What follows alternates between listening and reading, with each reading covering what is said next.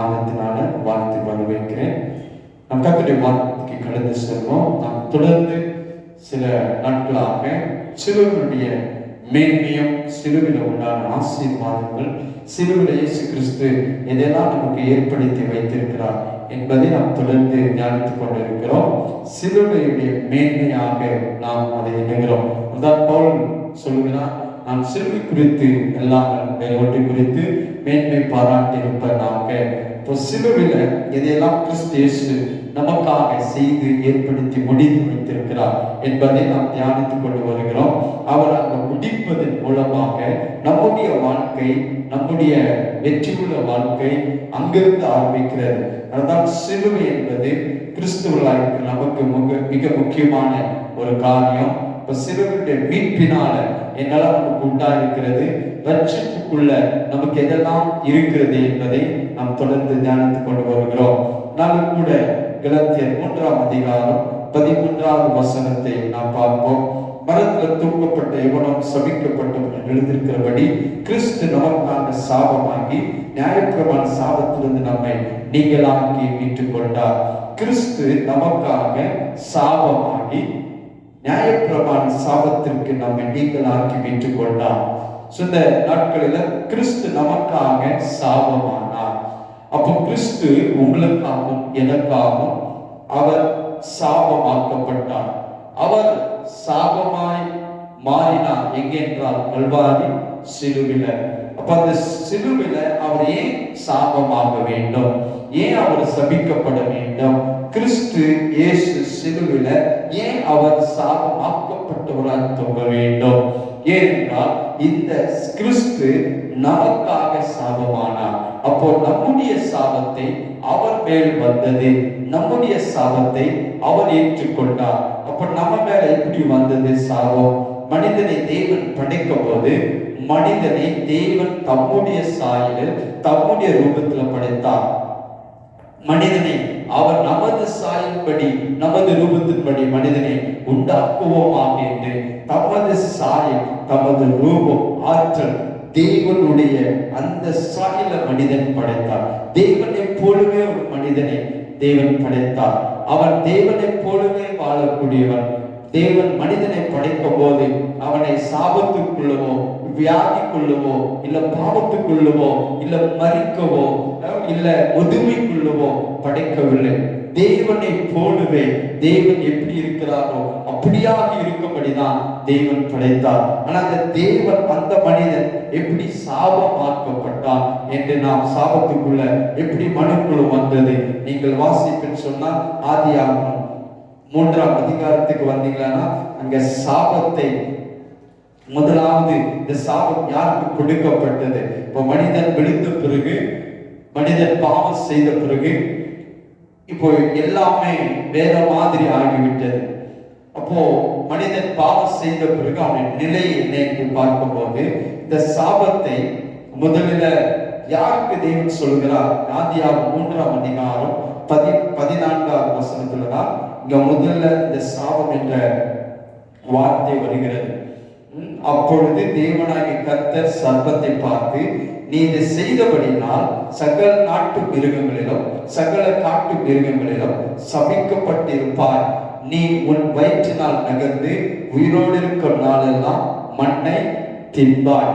அப்போ இந்த மனுக்குள்ள விழுந்த பிறகு இந்த சாபம் பிசாசுக்கு, அந்த சர்ப்பத்துக்கு தான் சொல்றாரு, சர்ப்பத்தை பார்த்து நீ இதை செய்தபடினால் சகல நாட்டு மிருகங்களிலும் சகல காட்டு மிருகங்களிலும் சபிக்கப்பட்டிருப்பாய். தேவன் முதலில் மனிதனை சபிக்கவில்லை, மனிதனுக்கு சாபம் வரவில்லை. ஆனால் பிசாசுக்கு தான், அந்த சர்ப்பத்துக்கு தான் தேவன் சபித்தார். தேவன் சாத்தானை, அந்த சர்ப்பத்தை பார்த்து சபித்தார். ஆனால் மனு குலத்திற்கு எந்த சாபமும் கிடையாது, மனிதனுக்கு எந்த சாபமும் கிடையாது. பாருங்க, மனிதனை குறித்து தேவன் சொல்லும் போது 17வது வசனத்துல, பின்பு அவர் ஆதாமை நோக்கி, நீ உன் மனைவியின் வார்த்தைக்கு செவி கொடுத்து புசிக்க வேண்டாம் என்று நான் உனக்கு விலக்கின விருட்சத்து கனியை புசித்தபடினால் பூமி உன் நிமித்தம் சபிக்கப்பட்டிருக்கும். நீ உயிரோடு இருக்கும் நாளெல்லாம் வருத்தத்தோடு அதன் பலனை புசிப்பார். அது உனக்கு முள்ளும் குறுக்கும் முளைப்பிக்கும். வெளியின் பயிர் வகைகள் புசிப்பார். நீ பூமியிலிருந்து எடுக்கப்பட்டபடினால் நீ பூமிக்கு திரும்ப மாட்டோம். முகத்தின் வேர்வினால் ஆகாரம் புசிப்பார். தேவன் சர்ப்பத்துக்கு தான் சபித்தார். சர்ப்பத்தை தான் சபித்தார். நீ சபிக்கப்பட்டிருப்பாய். அந்த சர்ப்பத்திற்கு சபிக்கப்பட்ட அந்த சாபம் மனுக்குலத்திற்கு எப்படி வந்தது? மனிதனை தேவன் சபிக்கவில்லை.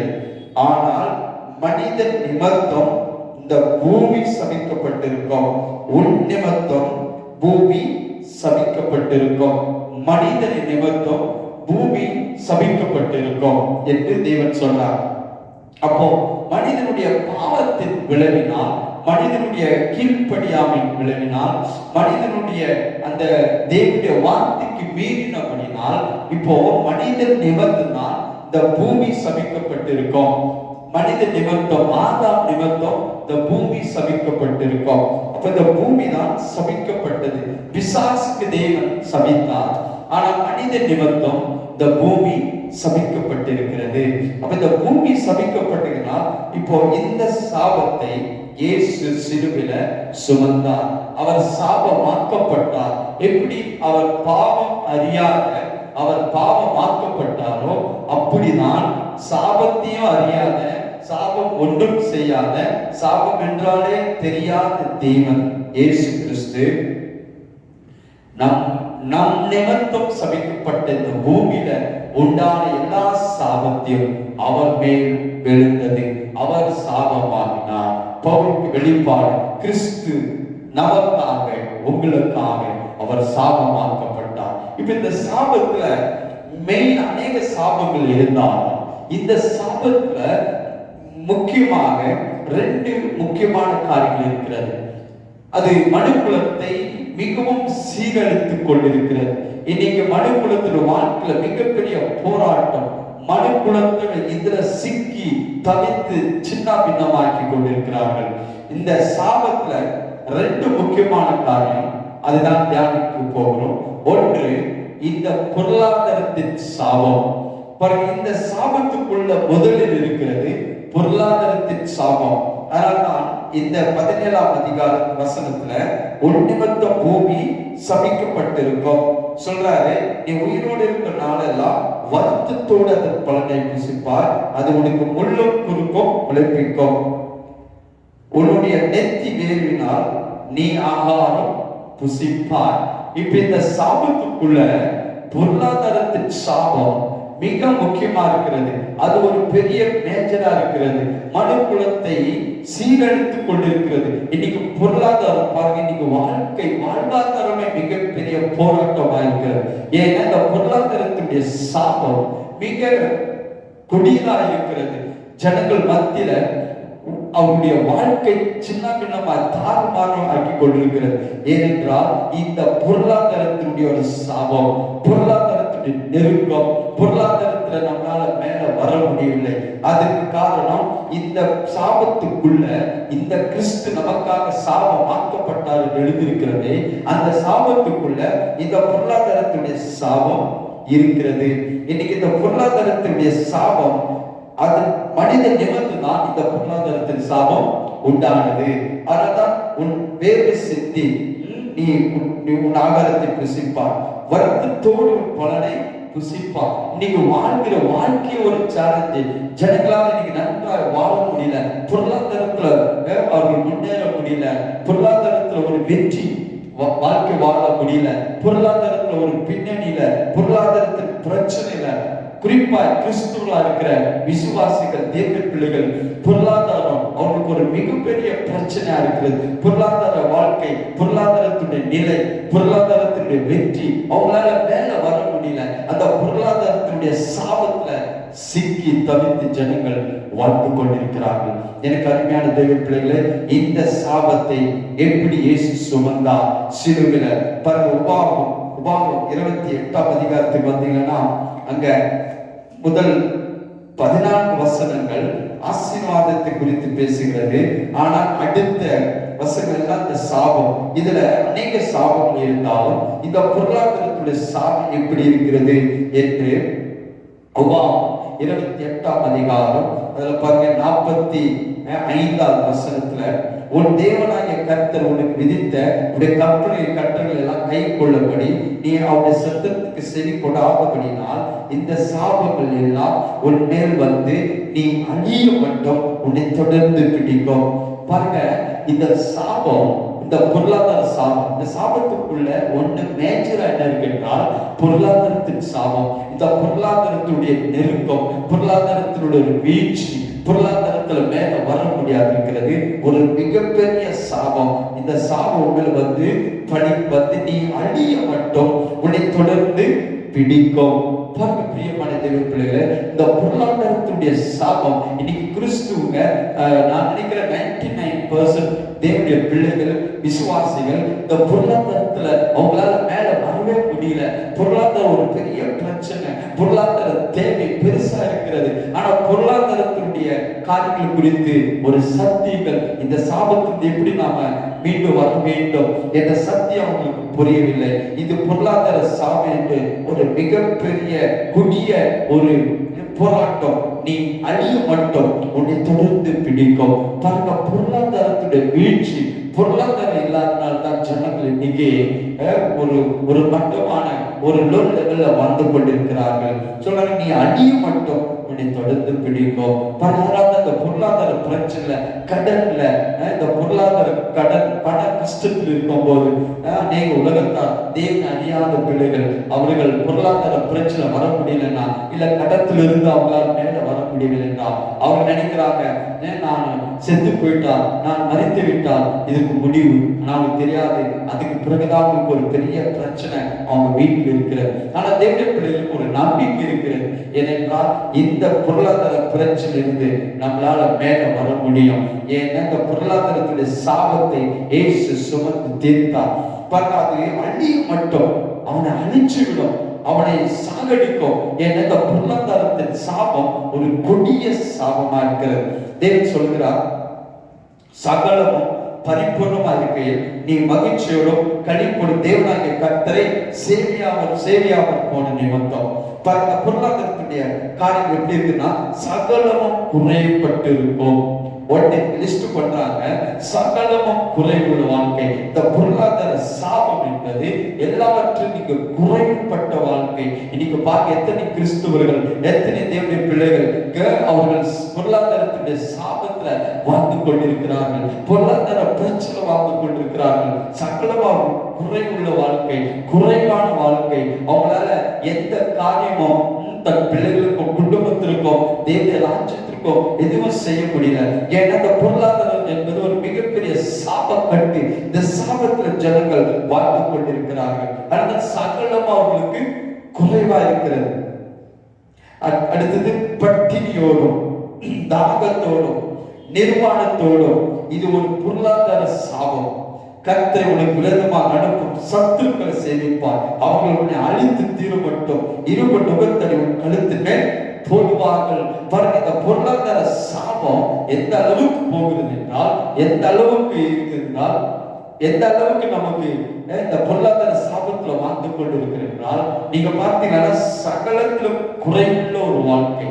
எனக்கு அன்பான தேவ பிள்ளைகளே, இன்னைக்கு குறைவுள்ள வாழ்க்கை வாழ்வதற்கு காரணம் ஒரு பொருளாதார சாபத்தில் இருக்கிறார்கள். பட்டினியோடும் தாகத்தோடும் நிர்வாணத்தோடும் சத்துருக்கள் இரும்பு நுகத்தடி உன் கழுத்தின் மேல் போடுவார்கள். இன்னைக்கு இந்த பொருளாதாரத்துடைய பிரச்சனைனால எவ்வளவு குடும்பங்கள் அழிந்து கொண்டிருக்கிறது, எவ்வளவு பாவங்கள் பெருகி கொண்டு, எவ்வளவு துர்மார்க்கமான வாழ்க்கை, அநேக பாவத்துக்கு வேறா இருக்கிறது. என்ன தெரியுங்களா? இந்த பொருளாதாரத்துடைய சாபம். இந்த பொருளாதாரத்துடைய சாபத்தின் நிமித்தம் பாவங்கள், கொலைகள், இப்படியா சமுதாயத்துல சீர்கெட்ட ஒரு வாழ்க்கை ஜனங்கள் வாழ்ந்து கொண்டிருக்கிறார்கள். இது குறிப்பா தேவனுடைய பிள்ளைகள் கூட இந்த பொருளாதார வீழ்ச்சியில வாழ்ந்து கொண்டிருக்கிறார்கள். பொருளாதாரத்தில் அவங்களால் மேல வரவே முடியல, பொருளாதாரத்தில் அவங்களால் ஜெயிக்க முடியல, அவங்க கடன்கள் மேல் இருந்து வெளியே வர முடியல. ஏன்னா இது இந்த பொருளாதார சாபத்திலிருந்து நாம் விடுதலை ஆக வேண்டும் என்று இந்த பொருளாதாரத்தை குறித்து ஒரு போதனையோ சத்தியத்தையோ இதுக்கான சத்திய வார்த்தைகளோ ஜனங்கள் கேட்பதில்லை. ஆனால் இந்த பொருளாதாரம் என்பது நான் சொல்கிறேன், நீங்கள் அழிய மட்டும் உங்களை தொடர்ந்து பிடிக்கும். ஏன்னா இந்த பொருளாதார சாபம் மிகப்பெரிய ஒரு கொடிய சாபம். ஆனால் இந்த பொருளாதார சாபத்திலிருந்து நீங்களும் நானும் விடுதலை ஆக வேண்டும். இந்த சாபத்திலிருந்து விடுதலை ஆவதற்கு தான் இயேசு சிலுவையில நமக்காக சாபமானார். பவுலுக்கு ஒரு மிகப்பெரிய வெளிப்பாடு என்னென்றால், இந்த பொருளாதார சாபத்திலிருந்து நாம் விடுதலை பெற வேண்டும். அந்த விடுதலை பெற்று கிறிஸ்து இயேசு சிலுவையில உங்களுக்காக எனக்காக அவர் சாபமானார். ஏன் சாபமானார்? வெறும் பாவ விடுதலை இல்லை, இந்த பொருளாதார சாபத்திலிருந்து நாம் விடுதலை பெறும்படியாக அவர் பொருளாதார சாபத்தில் நாம் விடுதலை ஆகும்படி அவர் சிலுவையில சாபமானார். அவர் உங்களுக்காக எனக்காக சாபம் ஆக்கப்பட்டார். இந்த பொருளாதார சாபம் ஒரு மிக பெரிய கொடுமையானது. நீ அழிய மட்டும் அது உன்னை தொடர்ந்து பிடிக்கும். ஒரு பயங்கரமான ஒரு பிரச்சனை இந்த பொருளாதாரம் இருக்கும். அந்த சாபத்தை நீக்கி, இந்த பொருளாதார சாபத்தை நீக்கி ஆண்டவர் நம்ம நீங்களாக்கி மீட்டுக் கொண்டார் அப்படின்னு பவுல் கலாத்தியர் 3:13 சொல்கிறார். அப்ப நீங்களாக்கி மீட்டுக் கொண்டார் என்றால் அடுத்து 14வது வசனம், ஆபிரகாமுக்கு உண்டான ஆசீர்வாதங்கள் நமக்கு வரும்படி, புறஜாதியா இருக்கிற நமக்கு வரும்படி. பாருங்க, ஆபிரகாமின் ஆசீர்வாதங்கள் என்ன?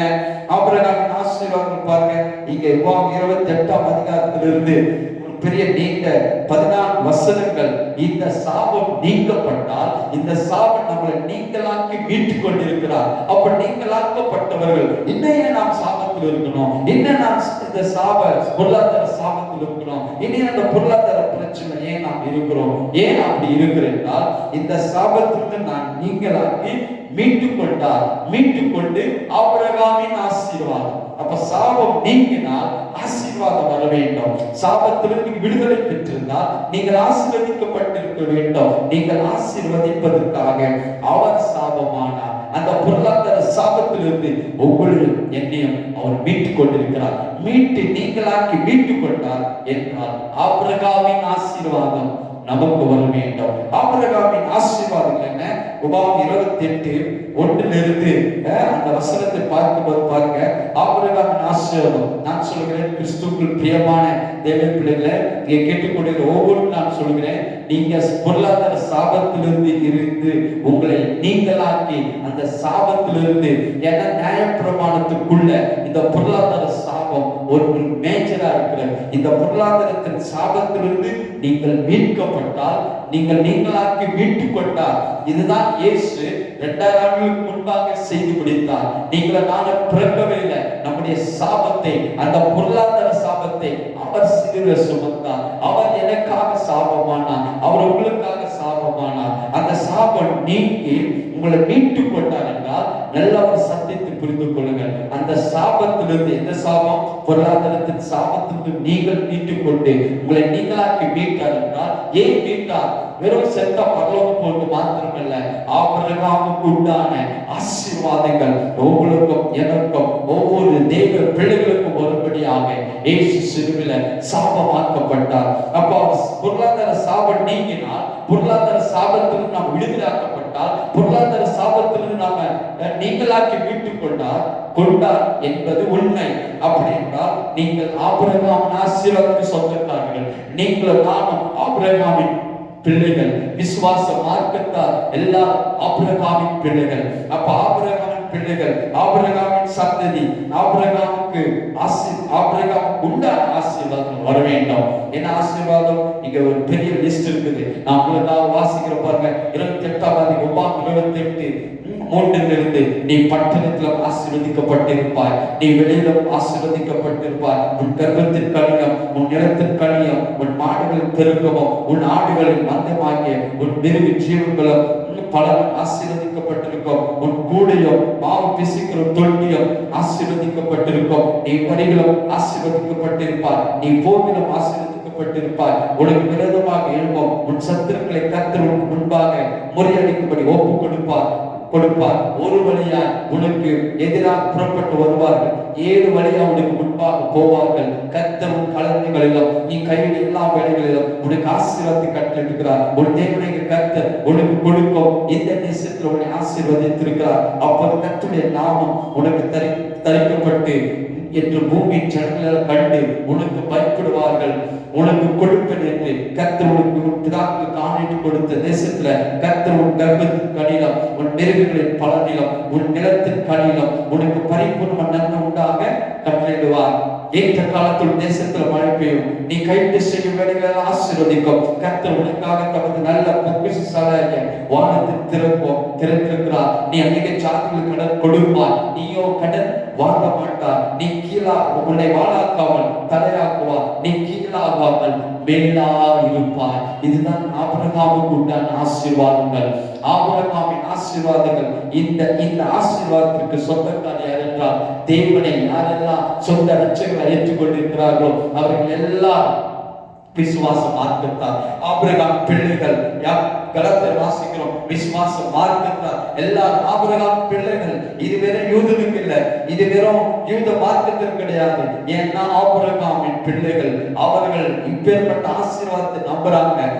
அன்னைக்கு இஸ்ரவேலா இருந்தவர்கள் இன்னைக்கு யூதரா இருக்கிறார்கள். அந்த யூத ஜனம் இந்த ஆசீர்வாதத்தை அவர்கள் 100% நம்புகிறார்கள், விசுவாசிக்கிறார்கள். அவர் சொல்லுகிறார்கள், இது ஆபிரகாம் நமக்காக, நம்முடைய முன்பிதாக்கள் நமக்காக ஏற்படுத்தி கொடுத்த ஆசீர்வாதங்கள்.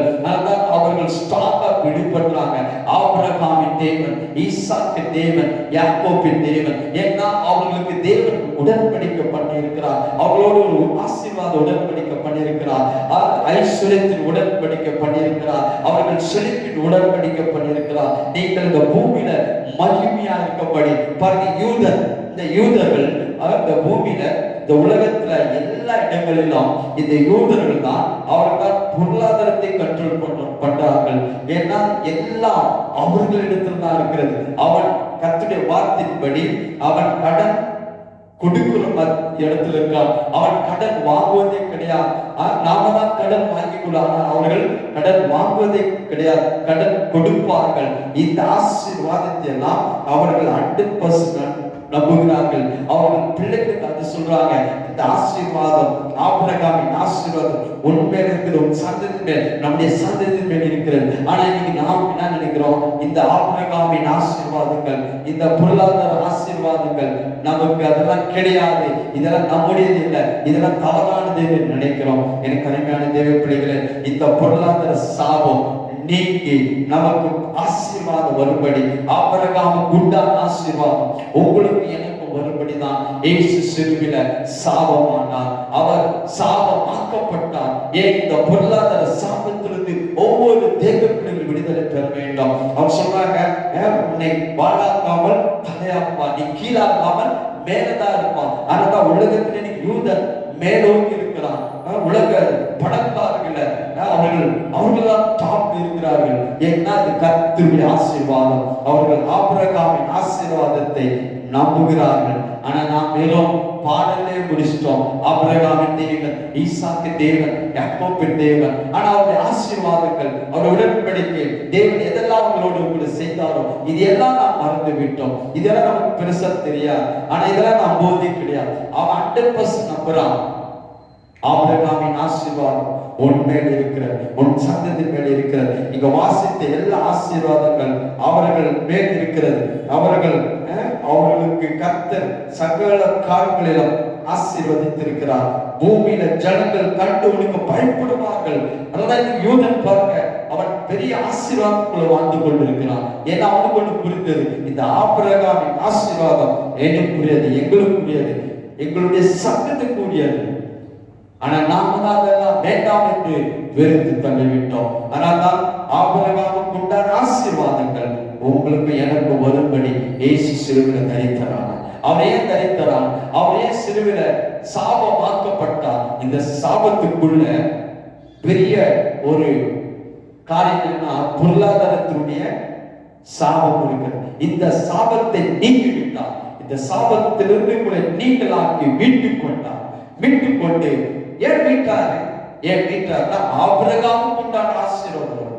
இந்த 28ஆம் அதிகாரத்துல 1-14 ஆசீர்வாதங்கள் உங்களுக்கும் எனக்கும் வரும்படியாக ஆபிரகாமை ஆசீர்வதித்து அவனை சீமாக்கின தேவன், அவனுடைய சந்ததி நாம் விசுவாச மார்க்கத்தால் நாம் கூட ஆபிரகாமின் சந்ததி. எனக்கு அருமையான தேவ பிள்ளைகளே, இந்த ஆசீர்வாதத்தை பெறும்படிதான் இந்த பொருளாதார ஆசீர்வாதம், கர்த்தருடைய ஆசீர்வாதங்கள், ஆபிரகாம் உண்டான ஆசீர்வாதங்கள் நமக்கு புரஜாதியாக்கள் நமக்கு வரும்படி இயேசு சிலுவையில அவர் சாபமாக்கப்பட்டார். அந்த சாபத்துல இருக்கிற அந்த முதலில் இருக்கிற இந்த பொருளாதாரம் மனிதனின் நிமித்தம் பூமி சமைக்கப்பட்டது. இன்னைக்கு இயேசு கிறிஸ்து மூலமா அதுதான் கடைசி ஆடாம், லாஸ்ட் ஆடாம் இயேசு கிறிஸ்து.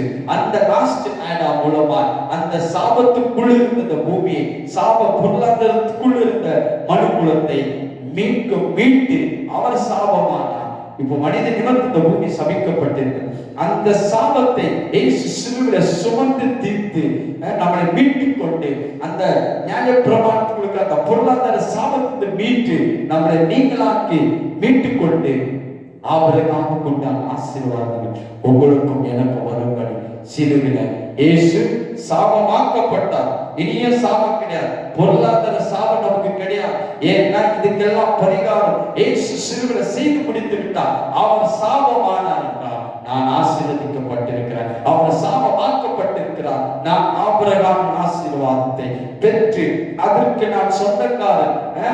அந்த ஆசீர்வாதத்துக்குள்ள, அந்த உடன்படிக்கைக்குள்ள, அந்த கவனத்துக்குள்ள நான் சொந்தக்காரன். எனக்கு அதுக்கு உரிமை, எனக்கும் அந்த அதிகாரம் இருக்கிறது. ஆபிரகாமுக்கு கொடுத்த சகல வாக்குத்தத்தங்கள், ஆபிரகாமுக்கு உடன்படிக்கப்பட்ட எல்லா உடன்படிக்கை, அந்த உடன்படிக்கையில பொருளாதார உடன்படிக்கை, அந்த பொருளாதார உடன்படிக்கை இந்த இயேசுவை ஏற்றுக்கொண்ட ஒவ்வொரு தேவ பிள்ளைகளுக்கும் உண்டு.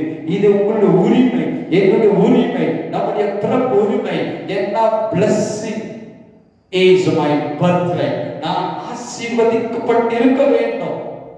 ஆபிரகாமுக்கு தேவன் வாக்கு பண்ணார், நிச்சயமாகவே உன்னை ஆசீர்வதித்து உன்னை நான் பெருகவே பெருக பண்ணுமா பெறுவேன் என்று. அப்ப ஆசீர்வாதம் எங்களுடையது, உங்களுடையது. தேவன் உங்களை பெருக பண்ணுவது உங்களுடைய.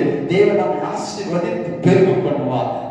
நாம் ஆசீர்வாதமாக இருக்கும்படியாக தேவனுடைய பிள்ளைகளா இருக்கிற நாம் ஆசீர்வதிக்கப்பட்டிருக்கிறோம். ஆசீர்வாதமாய் வேதம் சொல்லுகிறது, பூமியில் உள்ள சகல ஜனங்கள் கண்டு உனக்கு பயப்படுவார்கள்.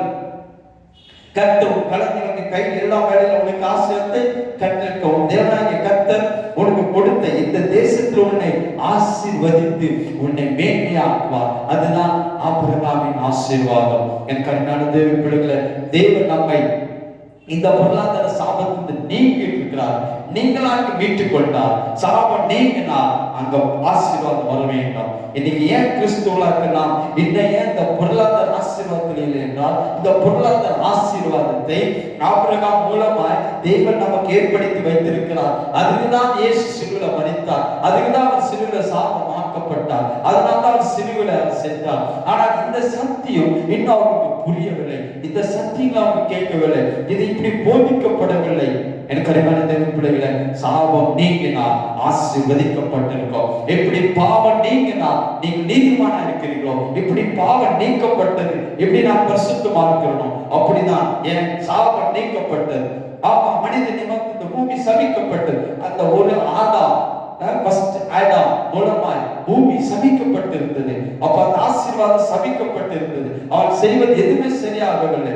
ஆனால் அப்பேற்பட்ட ஒரு வாழ்க்கை பூமியில ஜனங்கள் வாழ்ந்து கொண்டிருக்கிறார். ஆனால் ரட்சிக்கப்பட்ட நமக்கு, தேவனால் பிறந்த நமக்கு அந்த சாபத்துக்குள்ள கிடையாது. இன்னைக்கு கிறிஸ்துவா இருக்கிற நீங்கள நானும் இந்த சாபத்துக்குள்ள போகக்கூடாது, நமக்கு கிடையாது. ஏன்னா நம்முடைய சாபத்தை இயேசு சிலுவையில சுமந்து சாபமாக்கப்பட்டார்.